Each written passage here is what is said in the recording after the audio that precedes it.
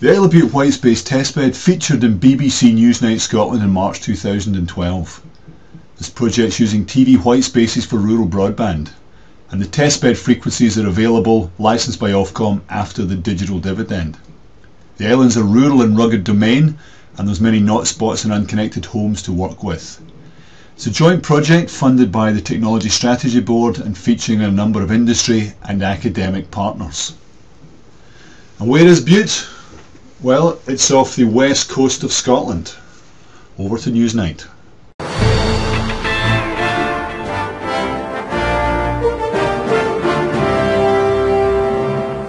Now, the problems of bringing fast internet to rural areas are of special interest in Scotland, given that outside the main centres of population there's a lot of wide open space. If politicians want to fulfil promises to connect everyone, the economics are challenging. Now an experiment is underway on the Isle of Bute to use old broadcast frequencies, freed up by the switch over to digital TV, to deliver super-fast broadband. Our reporter David Allison's been there to see it in action.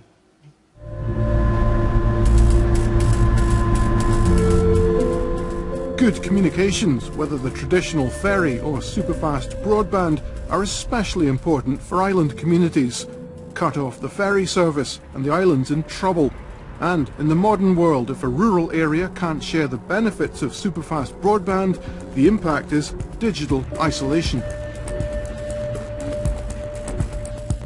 There's no question this is a beautiful place, but it's also a fairly remote one in a digital sense. More and more of us use devices like this to communicate, to share, to connect with the world, and if you don't have broadband, it's hard to take part.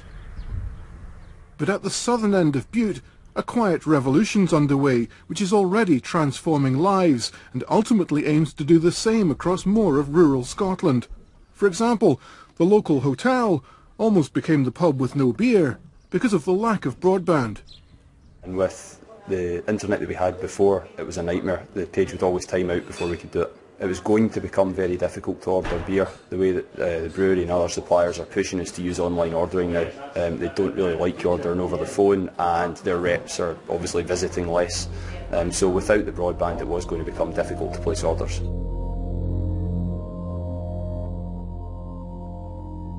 The experiment on Bute uses what's called white space, gaps in the form of broadcast airways which are increasingly available due to the switch over to digital TV. It works like this. A dedicated transmitter on the mainland beams a radio signal to an exchange building on Bute, which then provides broadband internet access to local residents at Kilcatton Bay. If it can be shown to work reliably, it's a much cheaper option for a rural community than using an undersea fibre optic cable, or having to rely on old-fashioned copper, which can currently only deliver broadband up to a range of about 5 kilometres. This is a great technology for the point we're in at the moment.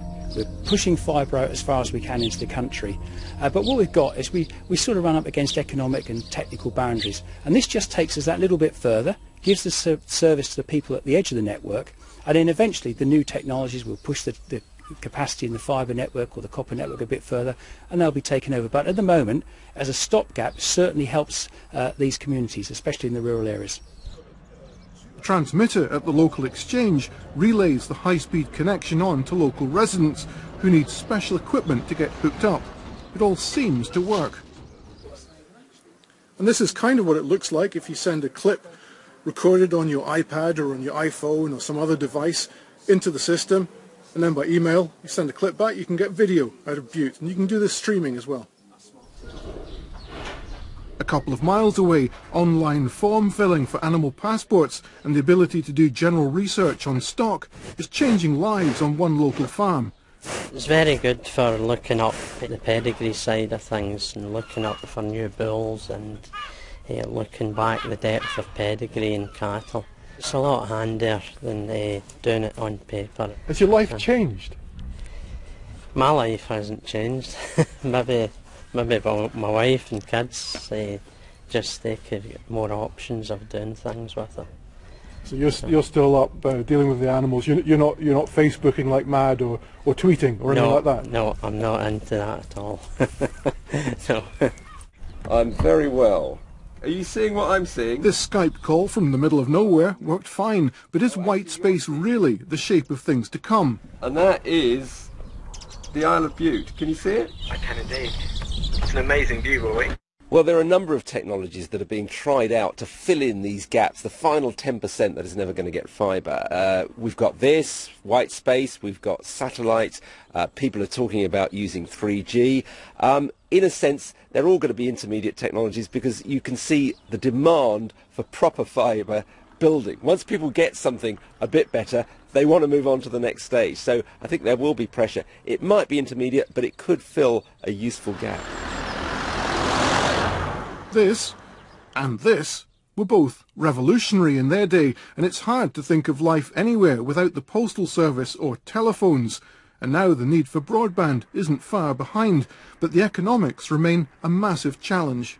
As part of working with the government, you know, that they've got a very strong strategy in Scotland to deliver future broadband services to the whole of the country. So we've got to see how we can fit this into that mix, where I think public subsidy, public investment, along with industry investment from people like BT is going to be important. But I think it sets an opportunity for very small communities that probably we were struggling with up to a year ago.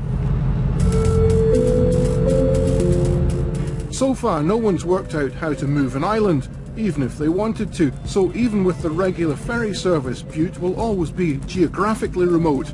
But the experiment here shows that technology can close the digital divide.